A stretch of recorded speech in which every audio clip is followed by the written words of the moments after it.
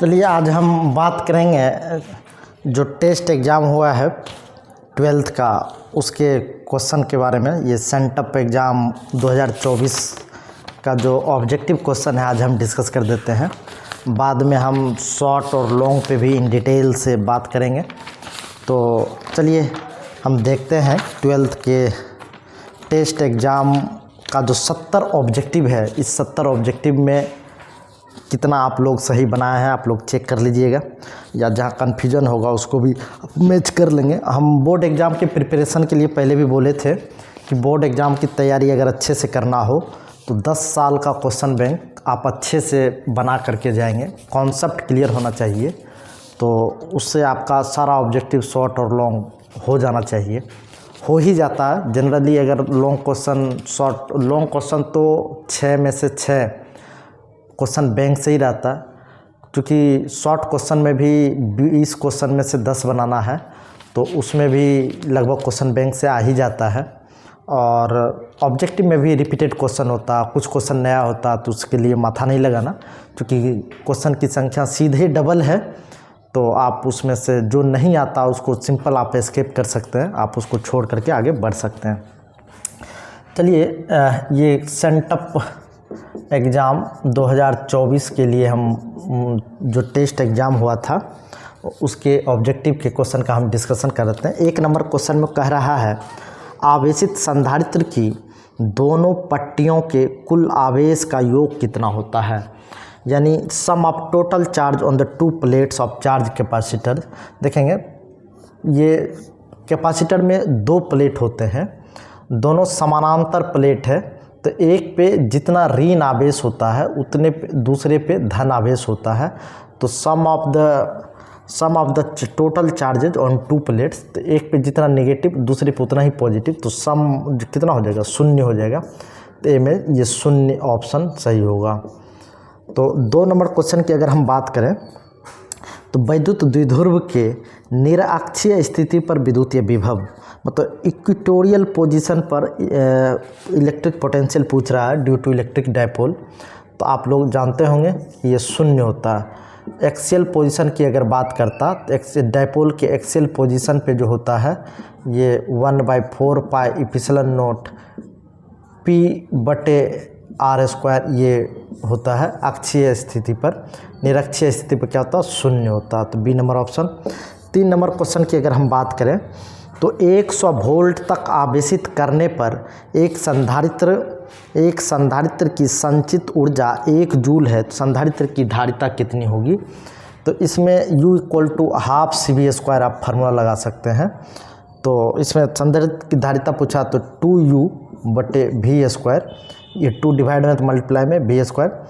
तो चूँकि 2U energy 1 joule था और V 100 वोल्ट था, तो 100 वोल्ट का स्क्वायर, तो ये 2 × 10⁻⁴ ये -4 हो जाएगा। चूँकि 100 को हम 10⁻2 लिख सकते हैं, 10⁻2 पर 2 तो पावर विल बी बनता है, तो 10⁻4 ऊपर जाएगा 10⁻⁻4। तो ये ऑप्शन नंबर बी जो हो जाएगा 2 × 10⁻⁻4 फैराड। 4 नंबर क्वेश्चन की अगर हम बात करें तो 4 नंबर क्वेश्चन में आपको कह रहा है कि -10 कूलम और +10 कूलम के विद्युत 2 बिंदु आवेश परस्पर वायु पर स्थिर है। जैसे मान लें एक नेगेटिव चार्ज है और एक पॉजिटिव चार्ज है, इन दोनों के बीच की दूरी r है, तो इलेक्ट्रिक पोटेंशियल एनर्जी जो होता था 1/4 pi epsilon not Q1 × Q2/r होता था। तो 1/4 पाई एप्सिलॉन नॉट का वैल्यू लिखेंगे तो 9 × 10⁻9 Q1, तो Q1 कितना है, तो Q1 है -10 माइक्रो कूलम, ये +10 माइक्रो कूलम, तो 10 × 10⁻⁻6 कूलम, और दूसरा -10 तो -10 × 10⁻⁻6 डिवाइडेड बाई r चूँकि ये सेंटीमीटर में है 40 सेंटीमीटर, और कांस्टेंट का जो वैल्यू है हम वो SI यूनिट में डाले हैं, चार्ज भी SI यूनिट में डाले हैं, तो सेंटीमीटर को भी यहाँ मीटर में बदलना पड़ेगा। तो 40 सेंटीमीटर को 40 × 10⁻⁻2 हम लोग लिख सकते हैं। 40 × 10⁻⁻2 क्या हो जाएगा, 9 × 10⁻9 और 10 प्लस गुना माइनस, तो ये माइनस, तो 10⁻−6 10⁻−6 10⁻−12 और तो 10 पर पावर -12 और ये 10 पर पावर 2 और डिवाइडेड बाय 40 गुना 10 पर पावर -2। आधार समान है तो पावर जुटेगा, तो -9 गुना तो 9 दूनी 11, तो 10 पावर -1 और नीचे से ऊपर जाएगा तो 10 पावर +2 हो जाएगा। नीचे से ऊपर जाएगा 10 पावर +2, 2 - 1, तो ये हो जाएगा 9। ये सीधा 10 पावर 1 बचेगा और डिवाइडेड बाय 40, तो ये 0 से 0 कैंसिल हो जाएगा, तो आपको बचेगा 9/4, तो -2.25 जूल। तो ये 4 नंबर का जो ऑप्शंस होगा ये सी नंबर ऑप्शन -2.25 जूल। क्योंकि ये 1/4πε0 Q1 Q2/R होता है, तो यहाँ जो चार्ज है, चार्ज का नेचर यानी पॉजिटिव नेगेटिव कंसीडर किया जाएगा। तो वो अगर दोनों नेगेटिव होता तो पॉजिटिव चार्ज मतलब पोटेंशियल होता, एक पॉजिटिव एक नेगेटिव था, तो ये नेगेटिव पोटेंशियल आया। 5 नंबर क्वेश्चन में कह रहा, एक आवेशित चालक की सतह से किसी बिंदु पर विद्युत क्षेत्र की तीव्रता, किसी बिंदु पर विद्युत क्षेत्र की तीव्रता क्या होती है? सतह के लंबवत होती है, सतह के लंबवत होती है, सतह के लंबवत होती है। 6 नंबर क्वेश्चन की अगर हम बात करें, 1 वोल्ट विभवांतर पर त्वरित करने का इलेक्ट्रॉन की ऊर्जा, याद होगा ये 1 इलेक्ट्रॉन वोल्ट को डिसाइड ही हम लोग ऐसे करते हैं, 1 इलेक्ट्रॉन वोल्ट को डिफाइन करते हैं जब किसी इलेक्ट्रॉन को 1 वोल्ट के विभवांतर से त्वरित किया जाता है तो उसकी जो ऊर्जा होती है उसी को 1 इलेक्ट्रॉन वोल्ट कहते हैं। तो ये 1 eV है और 1 electron volt equal to 1.6 × 10⁻⁹ joule होता है। तो 1 वोल्ट के विभवांतर से त्वरित करने पर इलेक्ट्रॉन की ऊर्जा कितनी होती है? तो 1 इलेक्ट्रॉन वोल्ट होती है। 7 नंबर क्वेश्चन की अगर हम बात करें तो 7 नंबर क्वेश्चन में कह रहा है, यदि किसी समांतर पट्टी के प्लेटों के बीच की वायु को के आपेक्षिक विद्युतशीलता वाले माध्यम से विस्थापित कर दिया जाए तो उसकी संधारित्र की धारिता कितनी होगी? तो आपको याद होगा एयर कैपेसिटर की जो धारिता होती है ε0 A/d, अगर इसी को के परावैद्युत वाले माध्यम से रिप्लेस कर दिया जाए तो k × ε0 A/d हो जाएगा, मतलब k गुना बढ़ जाएगा। तो इसमें हम लिख सकते हैं ए नंबर ऑप्शन में k गुना बढ़ जाती है। क्या बढ़ जाती है? k गुना, तो धारिता बढ़ जाती है, संधारित्र की धारिता बढ़ जाती है, k गुना बढ़ जाती है। 8 नंबर क्वेश्चन की अगर हम बात करें तो पूछा है वोल्ट पर मीटर किसका मात्रक है? तो वोल्ट पर मीटर ये विद्युत क्षेत्र का मात्रक है। ये किसका मात्रक है? विद्युत क्षेत्र का मात्रक है वोल्ट पर मीटर। और 9 नंबर क्वेश्चन में 9 नंबर क्वेश्चन में ये डिफेक्ट है, आप लोग थोड़ा सा इसको बारीकी से समझेंगे। तो 9 नंबर क्वेश्चन में ये लिखा क्या है? लिखा किसी चालक तार का जो प्रतिरोध है ये 500 ओम है। किसी चालक तार का प्रतिरोध 500 ओम है तो उसकी विद्युत चालकता कितनी होगी? तो विद्युत चालकता यानी कंडक्टिविटी की बात कर रहा है, ये कंडक्टिविटी। तो कंडक्टिविटी जो होता है ये चालकता कहलाता है और चालकता का डिफिनेशन है कि प्रतिरोधकता के व्युत्क्रम को चालकता कहते हैं। इसको अंग्रेजी में रेसिस्टिविटी कहते हैं, रेसिस्टिविटी। अब यहाँ सिर्फ प्रतिरोध दिया हुआ, तो लेकिन एक चीज़ है कि अगर चालकता पूछा है तो चालकता का मात्रक पर ओम पर मीटर होता है, पर ओम पर मीटर होता है, या इसी को महो पर मीटर लिख सकते थे हम, या साइमन पर मीटर लिख सकते थे, साइमन पर मीटर लिख सकते थे। लेकिन ऑप्शंस में ऐसा नहीं है। इसका मतलब है तो एक और टर्म होता है कि चालकत्व। तो प्रतिरोध के व्युत्क्रम को हम लोग चालकत्व कहते थे और 1/r इसी का मात्रक पर ओम होता है, उसी को हम लोग पर ओम लिखते हैं। यहाँ जो मात्रक है वो पर ओम में दिया हुआ ऑप्शंस में, तो निश्चित रूप से चालकता नहीं दे करके चालकत्व पूछना चाहिए, जो क्वेश्चन में डिफेक्ट आप कह सकते हैं। क्वेश्चन हो सकता है टाइपिंग में मिस्टेक हो, तो इसको थोड़ा सा सुधार करना चाहिए था बोर्ड को। तो किसी तार का प्रतिरोध 500 ओम है तो उसकी विद्युत चालकता तो ऑप्शंस में है नहीं, क्योंकि चालकता होता तो उसका मात्रक ये सब होता। तो ये चालकत्व के बारे में बात कर रहा है, तो पर ओम आंसर है, तो कोई बात नहीं। G इक्वल टू 1/r, तो 1/500 करेंगे तो इसको 2 से ऊपर नीचे मल्टीप्लाई करेंगे तो 2/1000, तो ये हो जाएगा 0.002 पर ओम।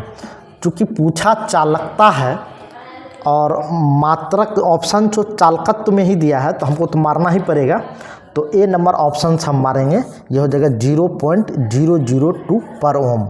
लेकिन याद रखेंगे इस क्वेश्चन में चालकता की जगह तब चालकत्व होना चाहिए, चालकता की जगह क्या होना चाहिए, चालकत्व। अंग्रेजी में भी इलेक्ट्रिकल कंडक्टेंस विल भी पूछ सकता था, क्योंकि जितने भी ऑप्शंस हैं सब में कंडक्टेंस यानी चालकत्व का मात्रक दिया हुआ है, तो चालकत्व ही पूछना चाहिए। क्योंकि आर का जो उल्टा होता प्रतिरोध के व्युत्क्रम को हम लोग चालकत्व ही कहते थे, तो इसीलिए ये चालकत्व ही होना चाहिए, गलती से चालकता लिख दिया है, तो ये बोर्ड में थोड़ा सा क्वेश्चन में डिफेक्ट आप कर सकते हैं। 10 नंबर क्वेश्चन की अगर हम बात करें, कहता तांबे के तार को खींचकर 1% वृद्धि कर दी जाए। तो आपको पता है कि R जो है ये डायरेक्टली प्रोपोर्शनल टू KL² होता है, हालांकि R equal to rho into L/A होता है, लेकिन होता क्या है कि सिर्फ लंबाई बढ़ाने पे जो प्रतिरोध बदलता है, तो इस लंबाई को यहाँ लंबाई को बदलने के चक्कर में क्षेत्रफल बदल जाता है, तो इसीलिए इसको कांस्टेंट करने के लिए L से ऊपर नीचे मल्टीप्लाई कर देते हैं, तो ये A इंटू L कांस्टेंट हो जाता है, चूँकि वॉल्यूम हो जाता है, तो वॉल्यूम किसी भी तार का घटता बढ़ता नहीं है, चाहे उसको खींच के 2 गुना कर दें 4 गुना कर दें, तो ये R directly proportional to L² होता।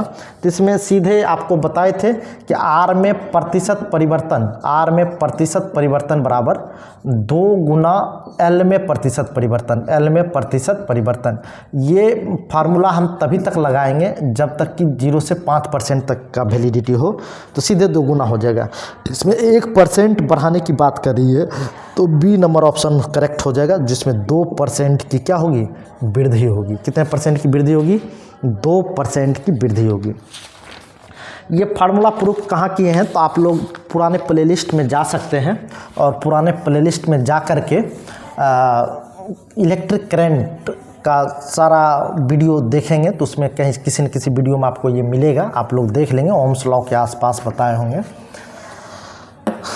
तो 11 नंबर क्वेश्चन की अगर हम बात करें, तो 11 नंबर क्वेश्चन पूछ रहा, 1 इलेक्ट्रॉन वोल्ट किसके समतुल्य है। ये अभी थोड़ा देर पहले भी हम बोले हैं, ये 1.6 × 10⁻⁻, अच्छा ये ए नंबर ऑप्शन नहीं है, 1.6 × 10⁻⁻19 जूल।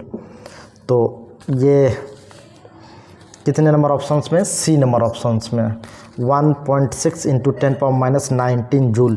अच्छा इसमें केवल आपको मात्रक पे कंट्रोल है, तो उससे भी आप बता सकते हैं इलेक्ट्रॉन वोल्ट ऊर्जा का मात्रक है, तो ऊर्जा का मात्रक इसमें सिर्फ जूल है, जो सी नंबर ऑप्शन में जाएगा। 12 नंबर क्वेश्चन की अगर हम बात करें, तो 2 समानांतर तथा एक ही दिशा में गतिमान धारावाही चालकों के बीच एकांक लंबाई पर लगने वाला बल है। तो एकांक लंबाई पर जो लगने वाला बल होता है, ये F equal to μ0/4π 2I1I2/r into L होता था, ये L लेंथ होता। तो फोर्स पर यूनिट लेंथ की बात करेंगे तो μ0/4π गुना 2I1I2/r। ये I1I2 क्या है, तो 2 अलग अलग तार में प्रवाहित होने वाली विद्युत धारा, एक में प्रवाहित होने वाली विद्युत धारा I1 है, दूसरे में प्रवाहित होने वाली विद्युत धारा I2 है, और दोनों के बीच की दूरी क्या है, तो ये जो है इसका वैल्यू रखेंगे तो 10⁻⁻7 गुना 2I1I2/r। हाँ, तो चलिए ये सी नंबर ऑप्शन आपका करेक्ट आएगा, तो 10⁻⁻7 और 2I1I2/r। 13 नंबर क्वेश्चन की अगर हम बात करें, तो लौह चुंबकीय पदार्थों के बीच आपेक्षिक चुंबकशीलता। तो लौह चुंबकीय पदार्थों की आपेक्षिक चुंबकशीलता, यहाँ भी ऑप्शंस में मिस्टेक किया है। एक्चुअल में ये एप्सिलॉन आर दे दिया है ये सिंबल में, ये एप्सिलॉन आर चुंबकशीलता नहीं विद्युतशीलता होता है, यहाँ म्यू आर इसको सिंबल देना था। यहाँ भी क्वेश्चन में डिमेरिट है, आप लोग देखेंगे, थोड़ा सा पता नहीं कैसे मिस किया ये लोग, तो डी नंबर ऑप्शन हो जाएगा। ये चूँकि चुंबकशीलता को हम म्यू आर से डिनोट करते हैं, यहाँ म्यू आर से दिखाना था, ये एप्सिलॉन आर कैसे लिखा है भगवान जाने, मिस हुआ। तो mu r much greater than 1, much greater than 1, एक से काफ़ी अधिक होता। तो 14 नंबर पूछा, पृथ्वी के चुंबकीय ध्रुवों पर नमन कोण। याद रखेंगे पृथ्वी के चुंबकीय ध्रुव पर नमन कोण जो होता है ये 90 डिग्री हो जाएगा, और ये भी डी नंबर ऑप्शन सी था और 90 डिग्री हो जाएगा। अच्छा, विषुवत रेखा पर अगर हम बात करें तो विषुवत रेखा पर जो नमन कोण होता था वो 0 डिग्री होता था। 15 नंबर पूछ रहा, डोमेन किस पदार्थ से बनते हैं? याद रखेंगे बी नंबर में लौह चुंबकीय पदार्थ हो जाएगा, लौह चुंबकीय पदार्थ। तो किस पदार्थ से बनते हैं डोमेन? तो चलिए लौह चुंबकीय पदार्थ हो जाएगा बी नंबर क्वेश्चन। 16 नंबर क्वेश्चन की अगर हम बात करें तो बराबर दिक्पात कोण वाले स्थानों को जोड़ने वाली रेखाएं कहलाती है। तो ये line joining the places having the same angle of declinations. अच्छा देखो, ये सम दिक्पाती हो जाएगा, क्योंकि सब बराबर दिक्पात कोण वाले, ये क्या हो जाएगा?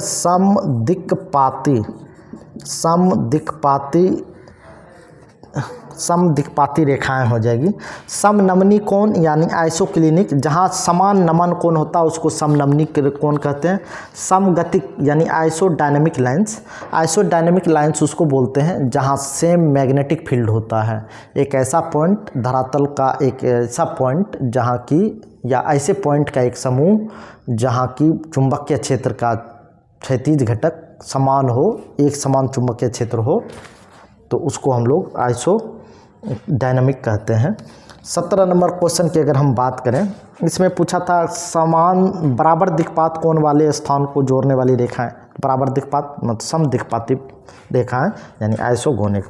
अच्छा तो चुंबकीय क्षेत्र का मान घटने से चुंबकीय सुई का आवर्तकाल, तो आवर्तकाल T इक्वल टू होता है 2π, 1/2π होगा, 1/2π √I/mv।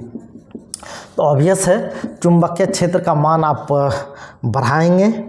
तो अच्छा, चुंबकीय क्षेत्र का मान घटने पर चुंबकीय, चूँकि T inversely proportional to √b है, तो ये घटेगा, तो ऑब्वियस है कि टाइम का वैल्यू बढ़ेगा, तो आवर्तकाल क्या हो जाएगा? बढ़ता हुआ नज़र आएगा आपको। फार्मूला से आप देख सकते हैं। 18 नंबर क्वेश्चन की अगर हम बात करें तो कहा चुंबकीय ज्यामितीय लंबाई चुंबकीय लंबाई से कितनी होती है? तो ये चुंबकीय लंबाई जो होता है, दो पोल के बीच का डिस्टेंस होता है, तो ऑब्वियस है कि चुंबकीय लंबाई थोड़ा कम होगा। तो Lm = 5/6 टाइम्स ऑफ Lg, मतलब ज्यामितीय लंबाई का 5/6 गुना होता है। ये भी ए नंबर ऑप्शन होगा। 19 नंबर क्वेश्चन की अगर हम बात करें तो 19 नंबर क्वेश्चन में क्या पूछ रहा है? कहता है एक समरूप चुंबकीय क्षेत्र में एक आवेशित कण के पथ की त्रिज्या समानुपाती होती है। कण के पथ की त्रिज्या किसके समानुपाती होती है? अगर इस बारे में हम बात करें तो याद होगा R = mv/qb एक फार्मूला होता था, जो समरूप चुंबकीय क्षेत्र में वृत्ताकार पथ पर वस्तु चक्कर लगाता रहता था। तो ये mv मतलब p लिख सकते हैं, तो R directly proportional to p हो जाएगा, यानी त्रिज्या जो है संवेग के समानुपाती होता है। किसके समानुपाती होता है? संवेग के समानुपाती होता है।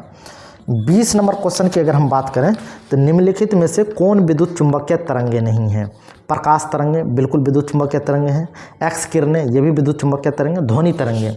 तो सी नंबर ऑप्शंस में जो ये ध्वनि है, ध्वनि तरंगे बिल्कुल रूप से विद्युत चुंबकीय तरंगे नहीं हैं।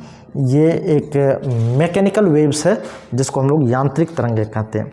21 नंबर में बोल रहा, एक माध्यम से दूसरे माध्यम में जाने में प्रकाश की किरण मुड़ जाती है, किरण के मुड़ने को कहते हैं।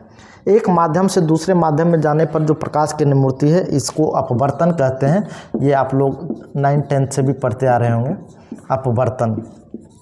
22 नंबर क्वेश्चन की अगर हम बात करें तो 22 नंबर में पूछा है ऑप्टिकल फाइबर क्या है? ऑप्टिकल फाइबर एक ट्रांसमिशन लाइन है।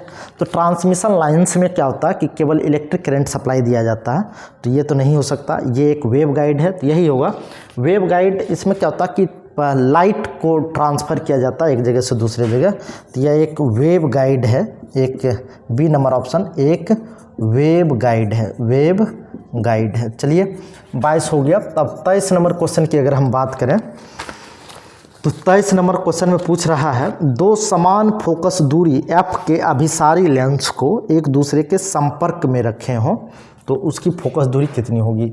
कोई भी लेंस जब संपर्क में रखते हैं तो P इक्विवेलेंट इक्वल टू ये P1 प्लस P2 होता और दोनों का संयोग से फोकल लेंथ F ही है, तो 1/F, तो ये हो जाएगा 1/F इक्विवेलेंट, तो 1/F इक्विवेलेंट इक्वल टू हो जाएगा 2/F, तो F इक्विवेलेंट इक्वल टू हो जाएगा F/2। तो ये सी नंबर ऑप्शन में हम लोग लिखेंगे F/2, 23 का F/2, ये 23 का सी। अगर 24 नंबर क्वेश्चन की हम बात करें, 24 नंबर क्वेश्चन के तो कहता सामान्य समायोजन में खगोलीय दूरदर्शक की लंबाई, सामान्य संयोजक में खगोलीय दूरदर्शन की लंबाई जो होता है ये F0 प्लस F ही। 25 नंबर क्वेश्चन की अगर हम बात करें तो 25 नंबर क्वेश्चन में पूछा प्रकाश के रंग का कारण क्या है, तो इसका वेलोसिटी नहीं हो सकता है, इसका आयाम भी एम्पलीट्यूड भी नहीं हो सकता, तो प्रकाश के रंग का कारण इसका तरंगदैर्घ्य, प्रकाश के रंग का कारण क्या हो जाएगा, इसका तरंगदैर्घ्य। एक्चुअल में होता क्या है कि अलग अलग रंगों का वेवलेंथ या फ्रीक्वेंसी अलग अलग होता है, तो इसका कला या आयाम हम बात नहीं कर सकते, इसकी वेलोसिटी से भी डिपेंड नहीं करेगा, क्योंकि प्रकाश का सबका वेलोसिटी एक जैसा होता, तो सिर्फ तरंगदैर्घ्य की वजह से क्या होता, अलग अलग रंग होता। 26 नंबर क्वेश्चन की अगर हम बात करें तो कहता छोटे आपतन कोण के लिए म्यू अपवर्तनांक वाले पतले प्रिज्म का न्यूनतम विचलन क्या होगा, तो इसमें म्यू -1 × a, ये पतले प्रिज्म के लिए हम फार्मूला पहले से बताए हुए हैं, तो आप देख सकते हैं म्यू -1 × a, तो प्रिज्म जब पढ़ाए थे तो उसमें आप देखे होंगे। 27 नंबर क्वेश्चन पूछ रहा प्रकाश की तीव्रता का व्युत्क्रम वर्ग नियम अर्थात तीव्रता इन्वर्सली प्रोपोर्शनल टू r² होता है, ये किसके लिए लागू होता है, याद रखेंगे ये बिंदु स्रोत के लिए लागू होता है, ये इन्वर्सली प्रोपोर्शनल टू r² किसके लिए लागू होता है, ये बिंदु स्रोत के लिए लागू होता। 28 नंबर की अगर हम बात करें तो किसका कार्यफलन न्यूनतम होगा, कार्यफलन क्या होता, work function minimum amount of energy required to meet the electron from the metals या from the photoelectric metals, तो ये सोडियम हो जाएगा, क्या हो जाएगा, सोडियम, क्योंकि जिसके आउटर मोस्ट ऑर्बिट में एक इलेक्ट्रॉन होता है उसी का इलेक्ट्रॉन आसानी से निकलता है, तो सोडियम, पोटेशियम, रोबिडियम, सेजियम, तो बेरियम आता भी नहीं उसमें, तो सब नहीं आएगा। 29 में पूछ रहा नमन कोण का मान उत्तरी ध्रुव से विषुवत रेखा की ओर जाने पर क्या होता है, याद रखेंगे नमन कोण का मान पोल पे जो होता है वो 90 डिग्री होता है, पोल पे 90 डिग्री और विषुवत रेखा पे 0 डिग्री, तो 90 डिग्री है नॉर्थ पोल पे और विषुवत रेखा की तरफ आएंगे तो 90 से 0 की तरफ आ रहे हैं, इसका मतलब कोण क्या होगा, घटेगा, तो नमन कोण का मान क्या होगा, घटता हुआ नज़र आएगा, घटता हुआ प्रतीत होगा। 30 नंबर क्वेश्चन की अगर हम बात करें, कह रहा विद्युत चुंबकीय तरंग की उत्पत्ति का मूल कारण क्या है, आवेश की एक समान गति, ये नहीं है, तो आवेश का त्वरित गति, हाँ जब आवेश त्वरण के साथ गति करता है, आवेश का त्वरित गति, आवेश जब त्वरण के साथ गति करता है तो ये विद्युत चुंबकीय तरंग उत्पन्न होती है। 31 नंबर क्वेश्चन पूछ रहा है कि B/E का मात्रक, आपको याद होगा E/B का मात्रक, ये E/B जो है स्पीड ऑफ लाइट है, तो E/B का जो मात्रक है ये मीटर पर सेकेंड होगा, तो यहाँ उल्टा पूछा है, तो B/C, B/E, तो B/E तो मतलब मीटर पर सेकेंड का उल्टा हो जाएगा, तो सेकेंड पर मीटर हो जाएगा, क्योंकि E/B बराबर C होता है, C मतलब प्रकाश की चाल का मात्रक मीटर पर सेकेंड है, तो प्रकाश की चाल का मात्रक मीटर पर सेकेंड, तो B/E का मात्रक क्या हो जाएगा, सेकेंड पर मीटर, जो बी नंबर ऑप्शन होगा, क्या हो जाएगा, सेकेंड पर मीटर। 32 नंबर क्वेश्चन की हम बात करें, कहता है किसी द्रव्यात्मक माध्यम में विद्युत चुंबकीय तरंग की चाल निर्भर नहीं करती है, आवृत्ति पर भी निर्भर नहीं करता, इसके तरंगदैर्घ्य पर भी निर्भर नहीं करता, क्योंकि देखो ये जो विद्युत चुंबकीय तरंग की चाल है, ये चाल V = √μ0μr, तो V जो है ये स्पीड ऑफ लाइट किन बातों पे डिपेंड करती है, तो ये विद्युत चुंबकीय तरंग √μr × εr, μ0 या μ × इस बात पे डिपेंड करता है, तो ये 1/√μ म्यू, तो वेलोसिटी जो है इसके चुंबकशीलता और विद्युतशीलता पे भी डिपेंड करता है। और वेलोसिटी जो है ये न्यू लैम्डा यानी इसके वेवलेंथ और आवृत्ति पे भी डिपेंड करेगा। परावैद्युतांक पे, चूँकि ये आपेक्षिक ये चुंबकशीलता और विद्युतशीलता पर निर्भर करता है, तो वेलोसिटी डिपेंड करेगा ही करेगा परावैद्युतांक पे। लेकिन डिपेंड किस पे नहीं करेगा, तो इसकी तीव्रता पर डिपेंड नहीं करेगा। तो चूँकि वेलोसिटी का फार्मूला ये भी होता है, और velocity equal to nu lambda, तो मतलब फ्रीक्वेंसी यानी आवृत्ति और तरंगदैर्घ्य पे निर्भर करेगा ही करेगा। और यहाँ से जो है म्यू और एप्सिलॉन की जब बात है, तो वहाँ आपेक्षिक चुंबकशीलता और आपेक्षिक विद्युतशीलता पे डिपेंड करेगा ही करेगा। तो डी नंबर ऑप्शन जो तीव्रता पर डिपेंड नहीं करेगा। 33 नंबर के ऑप्शन की बात करें, कहता पूर्ण आंतरिक परावर्तन तभी घटित होता जब आपतन कोण का मान। पूर्ण आंतरिक परावर्तन का जब डिफिनेशन हम लोग बात करते हैं, तो डिफिनेशन में ही हम बोलते हैं कि पूर्ण आंतरिक परावर्तन तभी संभव है जबकि आपतन कोण का मान परावर्तन कोण से क्या हो, अधिक हो। तो ये 33 नंबर क्वेश्चन में कितना होगा, तो बी नंबर ऑप्शन, जब क्रांतिक कोण से बड़ा हो। आपतन कोण का मान किससे हो जाएगा, क्रांतिक कोण से बड़ा। तो 34 नंबर क्वेश्चन की अगर हम बात करें, तो 34 नंबर क्वेश्चन कह रहा है कि एक लेंस की दोनों सतहों की वक्रता त्रिज्याएं आर है। दोनों सतहों की वक्रता त्रिज्याएं कितना है, आर है। R1 भी आर है और R2 भी आर है। तो इसकी अच्छा, अब लेंस का माध्यम का अपवर्तनांक 1.5 है, तो इसकी फोकस दूरी कितनी होगी, तो 1/f equal to mu minus 1, और ये 1/r1 माइनस 1/r2। हमने अभी दोनों उत्तल लेंस माना है, हो सकता है कि दोनों अवतल लेंस भी हो सकता है, दोनों पृष्ठ अवतल भी हो सकता है। तो ये 1.5 में से 1 घटेगा, R1 पॉजिटिव आर हो जाएगा और R2 जो है ये नेगेटिव आर हो जाएगा। तो ये 0.5, तो ये 1/r प्लस 1/r, तो ये कितना होगा 0.5 इंटू 2/r, तो ये 1/f इक्वल टू ये 1/r आ जाएगा। 0.5 को 2 से गुना करेंगे तो 1 हो जाएगा, तो f इक्वल टू आर। तो मतलब ये दोनों उत्तल पृष्ठ है इसलिए प्लस आर आया, दोनों अवतल होता तो माइनस आर भी आता। तो ये जो ऑप्शन नंबर ए है ये प्लस माइनस आर ये हो जाएगा। 35 नंबर क्वेश्चन की अगर हम बात करें, कह रहा 2 डायोप्टर और -3 पॉइंट डायोप्टर को संपर्क में रखे गए हैं तो संयोग की क्षमता कितनी होगी, तो P इक्विवेलेंट इक्वल टू सीधा P1 प्लस P2 होता, क्योंकि एक है 2 डायोप्टर और दूसरा -3.5 डायोप्टर, तो निश्चित रूप से डेड डायोप्टर। तो डेड डायोप्टर ये बी नंबर ऑप्शंस, कितना नंबर, तो बी नंबर -1.5 डायोप्टर। तो चलिए 35 का बी नंबर हो गया। जिसको देखना हो 35 तक लिख लें। अब हम इधर से मिटा भी देते हैं, तो 35 तक देख लिए। अब हम 36 नंबर क्वेश्चन की बात करते हैं। तो 36 नंबर क्वेश्चन में पूछ रहा खगोलीय दूरदर्शक के वस्तु लेंस के लिए आवश्यक है। याद रखें दूरदर्शी में जो होता है वस्तु लेंस प्रायः बड़ा रखते हैं, बड़ी फोकस दूरी का रखते हैं, क्योंकि प्रकाश से आने वाली किरणें ज़्यादा आएगी, ज़्यादा आपतित होगी, तो ज़्यादा आपतित प्रकाश की किरणों का जो प्रतिबिंब बनेगा ज़्यादा चमकीला बनेगा, तो इसलिए बड़ी फोकस दूरी का होना चाहिए। 36 का क्या हो जाएगा बी, तो बड़ी फोकस दूरी का होना चाहिए। 37 नंबर में क्वेश्चन मिस्टेक फिर से यहाँ से किया है, क्योंकि क्वेश्चन जिस तरीके से पूछा उस तरीके से इसका आंसर नहीं लिखा हुआ है। तो देखेंगे, ये पूछा सामान्य संयोजन के लिए संयुक्त सूक्ष्मदर्शी की आवर्धन क्षमता। हम बता दें सामान्य संयोजन की जब बात होती है तो अंतिम प्रतिबिंब अनंत पर बनना चाहिए, और अनंत पर जब प्रतिबिंब बनती है तो उसके लिए जो आवर्धन का फार्मूला होता है वो कुछ और होता है।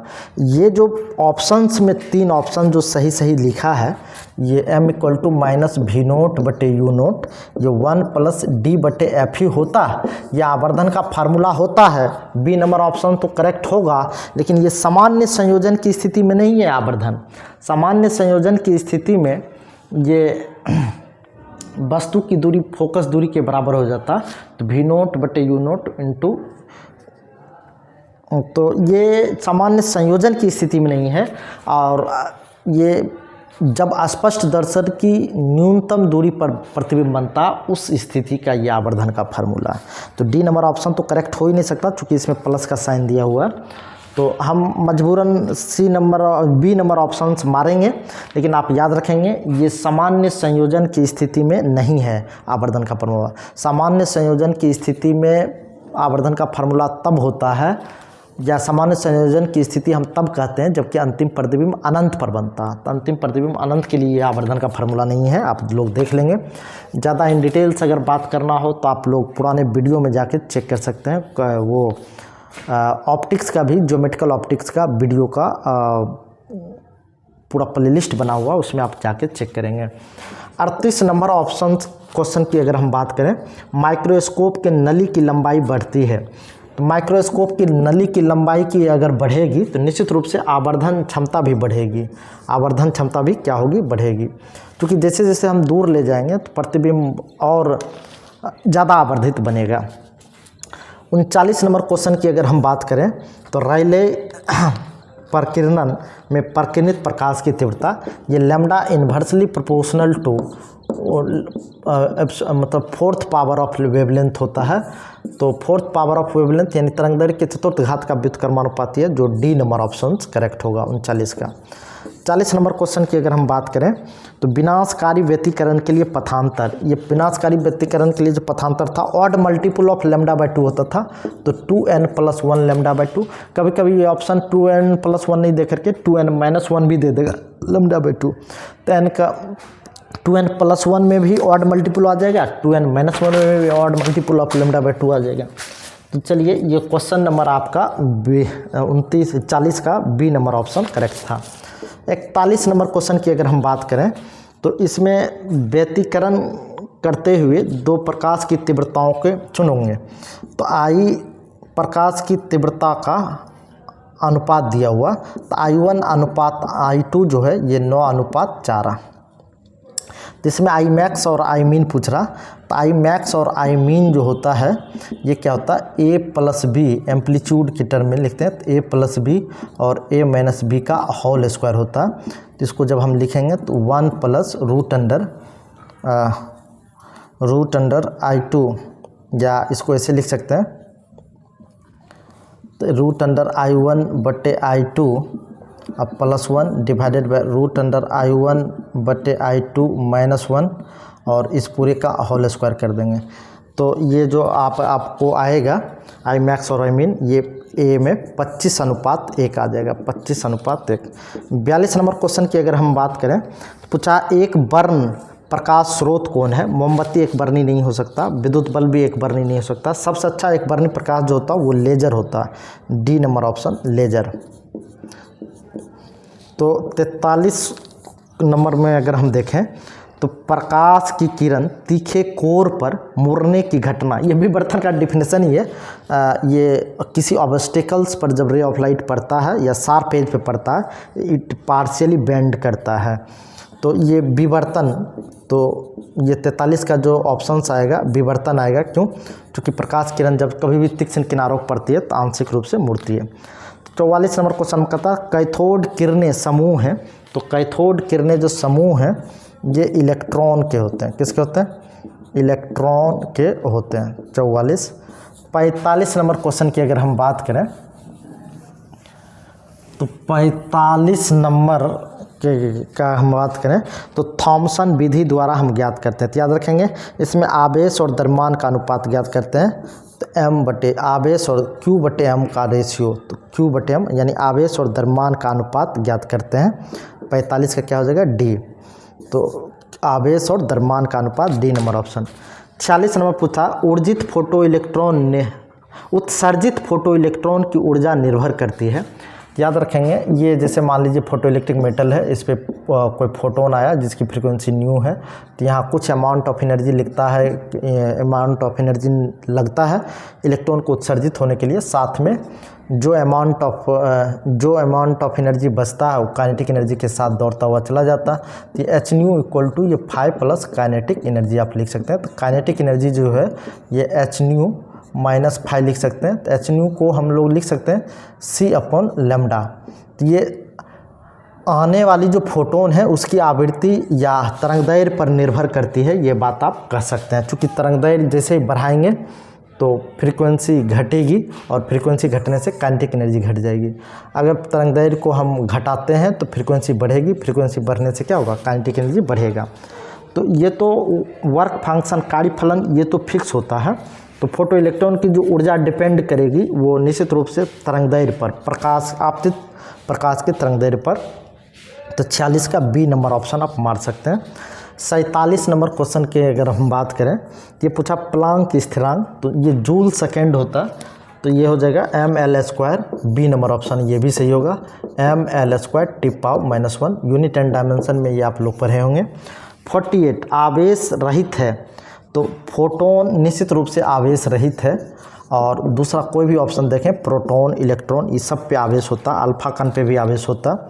49 की बात करें तो पूछ रहा कि हाइड्रोजन की प्रथम कक्षा के इलेक्ट्रॉन का चाल और प्रकाश की चाल का अनुपात, तो निश्चित रूप से ये जो अनुपात है 1/137 होता है।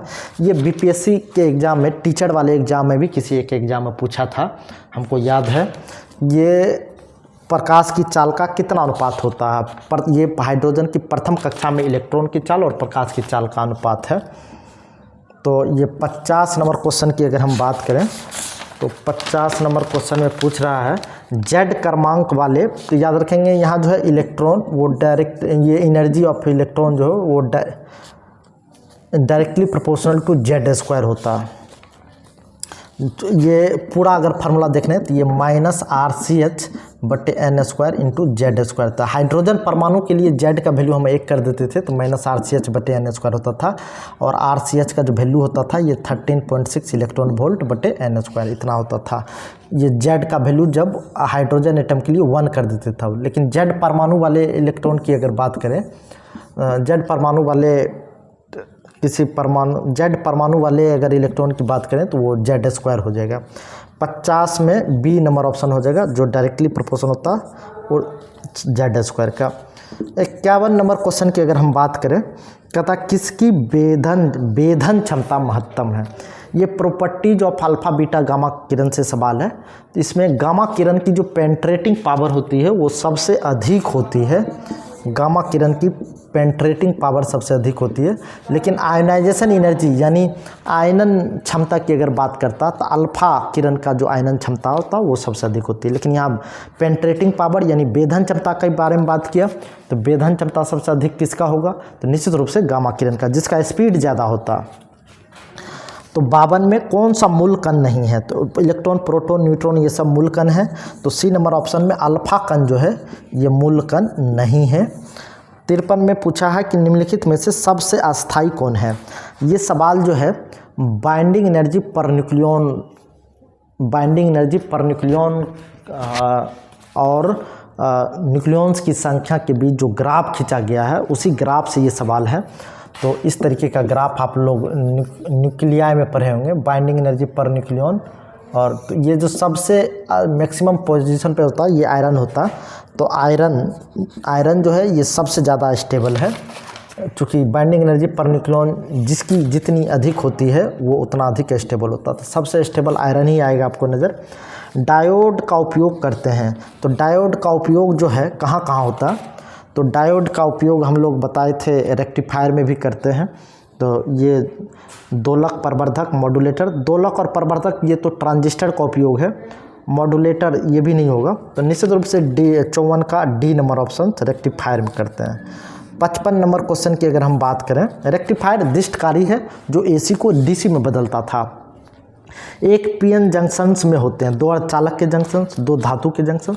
तो निश्चित रूप से पीएन जंक्शन है, एक पी टाइप का सेमीकंडक्टर, एक एन टाइप का सेमीकंडक्टर, 2 अर्धचालक के जंक्शंस हो जाएंगे। 55 का ए। 56 की अगर हम बात करें तो अर्ध तरंग दिष्टकारी में निवेश आवृत्ति 50 Hz है, तो निर्गम आवृत्ति क्या होगा, तो आप लोग याद रखेंगे हाफ वेव रेक्टिफायर में फ्रीक्वेंसी 50 Hz है अगर इनपुट का, तो आउटपुट का भी फ्रीक्वेंसी 50 Hz ही आएगा। लेकिन अगर फुल वेव रेक्टिफायर होता तो उसका फ्रीक्वेंसी 2 गुना हो जाता इनपुट से आउटपुट का। तो फुल वेव रेक्टिफायर में जैसे 50 Hz का इनपुट हम दे रहे हैं तो आउटपुट वहाँ 100 Hz आ जाता। तो 56 है ये। 57 की अगर हम बात करें तो 57 में नॉर गेट पूछ रहा, तो नॉर गेट का जो बुलन एक्सप्रेशन है ये D number option NOR gate. तो नोट प्लस और, तो ए और बी का नोट, तो ये आउटपुट है। ये क्वेश्चन नंबर डी। 57 का क्या हो जाएगा डी। 58 नंबर क्वेश्चन की अगर हम बात करें तो 58 नंबर क्वेश्चन पूछा 15 का द्विआधारी संख्या। तो द्विआधारी संख्या तो बाइनरी को डेसिमल में कन्वर्ट करना और डेसिमल को बाइनरी में कन्वर्ट करना हम आपको बताए थे। तो इसमें 15, तो 15 से एक चीज़ स्पष्ट है जिसके लास्ट में 1 होना चाहिए। तो देखेंगे आप 1 गुना 2 पर पावर ये C 2 पर पावर 3 प्लस 1 गुना 2 पर पावर 2 प्लस 1 गुना 2 पर पावर 1 प्लस 1 गुना 2 पर पावर 0। तो यहाँ से आ जाएगा 8 4 2 प्लस 1, 8 4 12 2 14 प्लस 1 15। तो ये 58 का C नंबर ऑप्शन सही हो जाएगा 1 1 1 1 बेस में 2। 59 नंबर क्वेश्चन की अगर हम बात करें तो 59 नंबर क्वेश्चन में टीवी प्रसारण के लिए कौन सा आवृत्ति प्राप्त है। तो ये क्वेश्चन कई बार पूछा गया है। तो ये C नंबर ऑप्शंस आप देखेंगे 30 से लेकर के 300 मेगा HZ तक, 30 से लेकर के 300 मेगा HZ तक, ये 59 है। और 60 नंबर क्वेश्चन की अगर हम बात करें तो 60 नंबर क्वेश्चन पूछ रहा है दो पतले लेंस जिसकी फोकस दूरी f1 और f2 है, एक दूसरे से कुछ दूरी d पर हो तो समतुल्य लेंस की फोकस दूरी। तो समतुल्य लेंस देखेंगे तो 1/f equivalent equal to 1/f1 plus 1/f2 minus d/f1 into f2। इसका f इक्विवेलेंट की बात कर रहा है तो इसका एलसीएम ले लेंगे तो f1 इंटू f2, तो ये हो जाएगा f2 प्लस f1 और माइनस d। तो f इक्विवेलेंट की अगर हम बात करें तो f1 into f2 divided by ये f1 प्लस f2 और माइनस d। ये ऑप्शन नंबर कितना, तो d नंबर 60 का d नंबर ऑप्शन करेक्ट हो जाएगा। 61 नंबर क्वेश्चन की अगर हम बात करें तो पूछा है चल कुंडली धारामापी में फेरों की संख्या। तो आपको एक फार्मूला याद होगा C phi equal to NIAB sine theta होता था। तो फाई बटे आई ये करंट सेंसिटिविटी था, तो NAB साइन थीटा बटे क्या होता था C। तो फाई बटे आई सेंसिटिविटी होता था। तो कुछ सुग्राहिता बढ़ाने के लिए तो ये डायरेक्टली फाई बटे I directly proportional to N है, यानी नंबर ऑफ फेरों की संख्या अगर बढ़ाते हैं तो सुग्राहिता भी क्या होगा, बढ़ेगा। 61 का क्या हो जाएगा A। 62 नंबर क्वेश्चन की अगर हम बात करें कहता परमाणु केवल उन्हीं कक्षाओं में घूमते हैं, परमाणु में इलेक्ट्रॉन केवल उन्हीं कक्षाओं में घूम सकते हैं जिसमें उसका कोणीय संवेग h/2 पाई का पूर्ण गुणज हो। ये बोर्ड्स का पोस्टुलेट भी था, h/2 पाई का क्या होता, पूर्ण गुणज होता है। 63 नंबर क्वेश्चन की हम बात करें तो सूर्य के प्रकाश का स्पेक्ट्रम होता है रेखीय सतत स्पेक्ट्रम, काली पट्टी का स्पेक्ट्रम नहीं। ये डी नंबर ऑप्शन होगा काली रेखाओं का स्पेक्ट्रम। हम बता दें कि इसमें सैकड़ों पतला पतला लाइंस होता है, एब्जॉर्प्शंस लाइन जिसको कहते हैं। तो एब्जॉर्प्शंस लाइन ये काली रेखाओं का स्पेक्ट्रम, ये स्पेक्ट्रम होगा। 64 नंबर क्वेश्चन की अगर हम बात करें, अच्छा 63 का डी नंबर काली रेखाओं का स्पेक्ट्रम, काली पट्टी का स्पेक्ट्रम नहीं होगा, काली रेखाओं का स्पेक्ट्रम होगा। 64 नंबर क्वेश्चन पूछ रहा है कि आई और भी के बीच कलांतर फाई हो तो धारा का वाटहीन घटक। देखेंगे वाटहीन वाटलेस कंपोनेंट अगर हम देखें तो आई कॉस फाई आएगा। यही कॉस फाई जब करंट और वोल्टेज के बीच कलांतर π/2 का होता था, किसके लिए याद होगा, शुद्ध धारितीय परिपथ या शुद्ध प्रेरकीय परिपथ के लिए करंट और वोल्टेज के बीच कलांतर π/2 होता था, तो cos π/2 का 0, तो वहाँ वाटहीन धारा क्या हो जाता था, 0 हो जाता था। तो ये आई cos फाई आएगा। तो 64 का 65 नंबर क्वेश्चन की अगर हम बात करें, 65 नंबर क्वेश्चन में कहता आदर्श आमीटर का प्रतिरोध, आदर्श आमीटर का प्रतिरोध 0 होना चाहिए, ये आप लोग बहुत पहले से जानते होंगे, ए नंबर ऑप्शंस, और ये भी ए नंबर ऑप्शन ही था।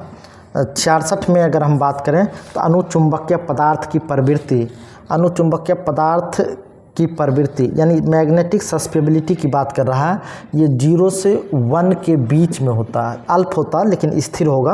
एक्चुअल में ये बिल्कुल कांस्टेंट नहीं होता है, ये टेम्परेचर पे थोड़ा बहुत घटता बढ़ता है टेम्परेचर के घटाने बढ़ाने से, लेकिन उस तरीके का यहाँ कोई ऑप्शंस है नहीं, तो हम ए में स्थिर मारेंगे। हालांकि चुंबकीय क्षेत्र नहीं, अगर यही चुंबकन क्षेत्र होता तो थोड़ा बहुत चुंबकन क्षेत्र पर भी निर्भर करता था, लेकिन यहाँ स्थिर हम मारेंगे क्योंकि ये अल्प सिर्फ निगेटिव नहीं होगा, अल्प पॉजिटिव भी होगा लेकिन स्थिर होगा। हाँ, टेम्परेचर बदलने पे ये थोड़ा बहुत बदलता है। 67 की अगर हम बात करें कि पूछ रहा 1 एम्पियर की धारा प्रवाहित हो रही है तो इलेक्ट्रॉन के आवेश का मान इतना है, प्रति सेकंड प्रवाहित इलेक्ट्रॉन की संख्या। तो आप लोग पढ़ेंगे I इक्वल टू क्यू बटे टी, और Q इक्वल टू क्या होता है NE। तो यहाँ से NE बटे टी आप लिखेंगे, तो N इक्वल टू क्या हो जाएगा I इंटू टी बटे ई। तो चूँकि 1 एम्पियर की बात किया तो 1 सेकेंड में कितनी प्रवाहित होगी, तो इन सब को अगर आप सॉल्व करेंगे तो ये 6.25 इंटू 10⁻18 आ जाएगा। 6.25 इंटू 10⁻18 इलेक्ट्रॉन पर सेकेंड पास करेगा। 68 नंबर क्वेश्चन की अगर हम बात करें तो बल आघूर्ण कितना लगता है, वो चुंबकीय बल आघूर्ण की लगता है चुंबकीय क्षेत्र में। याद रखेंगे tau equal to mb sine theta हुआ करता था एक फार्मूला। m क्या था चुंबकीय आघूर्ण, b क्या चुंबकीय क्षेत्र। इसको वेक्टर फॉर्म में लिखेंगे तो tau equal to tau vector equal to m vector cross b vector, जो ऑप्शन नंबर ए होगा। 68 का ऑप्शन नंबर ए। 69 की अगर हम बात करें तो पूछ रहा है रेडियो एक्टिव तत्व की अर्धायु। अर्धायु 1600 है। हम ऊपर थोड़ा सॉल्व कर देते हैं। 69 में अर्धायु पूछा है। अच्छा, अर्धायु दिया है, अर्धायु 1600 वर्ष ये दिया हुआ। और माध्यायु होता है tau. Tau equal to tau 1/λ। Reciprocal of decay constant is called mean life of radioactive substance. तो ये टाउ जो है, टाउ क्या होता है, टाउ है माध्यायु। तो ये 1/λ यानी 6 नियतांक के व्युत्क्रम को हम लोग टाउ कहते हैं। और लैम्डा इक्वल टू क्या होता, तो लैम्डा इक्वल टू 0.693 बटे हम टी लिख सकते हैं। तो ये पलट के ऊपर जाएगा तो 0.693 अब बटे टी, तो ये हो जाएगा टी बटे 0.693। टी का मान 1600 बटे 0.693 करेंगे तो ये 1.44 के समथिंग, 1.44 और भी कुछ टी आता है। तो ये लगभग आपको चल जाएगा 2309। ये 2309 ए नंबर ऑप्शन में, यानी तो आप एग्जैक्ट यहीं से डिवाइड कर देंगे या 1.4 तो ये लगभग आपको 2309 वर्ष ए नंबर ऑप्शंस में चला जाएगा। 70 नंबर क्वेश्चन की अगर हम बात करें तो पूछ रहा प्रकाशिक तंतु की बैंड की चौड़ाई होती है, क्या रखेंगे, ये गीगा एजेड में होता है। तो प्रकाशिक तंतु की बैंड की चौड़ाई होती है तो गीगा एजेड, 100 गीगा एजेड, ये डी नंबर, और इससे ज़्यादा भी हो सकता। तो 100 गीगा एजेड, तो 70 नंबर क्वेश्चन हो गया। तो चलिए, ये था तमाम ऑब्जेक्टिव का एक्सप्लेनेशंस। हम पुनः मिलेंगे आपको अगले दिन लॉन्ग और शॉर्ट क्वेश्चन के लिए। 2025 में जो लोग बोर्ड एग्ज़ाम देंगे उसके लिए क्वेश्चन प्रैक्टिस हम करवा देंगे सेलेक्टेड क्वेश्चन का। सेलेक्टेड क्वेश्चन जो कि बहुत इंपॉर्टेंट हो 2025 के एग्ज़ाम के लिए, लॉन्ग और शॉर्ट के लिए हम थोड़ा सा डिस्कशन कर देंगे। क्योंकि होता क्या, बच्चे बोर्ड एग्ज़ाम के लिए एग्ज़ाम तो देते हैं लेकिन वो प्रॉपर वे में नहीं लिख पाते हैं, जिसकी वजह से फुल मार्क्स नहीं मिल पाता लॉन्ग क्वेश्चन में, और शॉर्ट क्वेश्चन में अच्छा मार्क्स नहीं उठ पाता। तो हम उसको थोड़ा सा ऑनलाइन ही डिस्कस कर देंगे ताकि सभी स्टूडेंट को थोड़ा सा पता चल जाए कि बोर्ड एग्ज़ाम में किस तरीके से कॉपी में लिखना चाहिए। चलिए, धन्यवाद, आज भर इतना ही, मिलते हैं अगले दिन।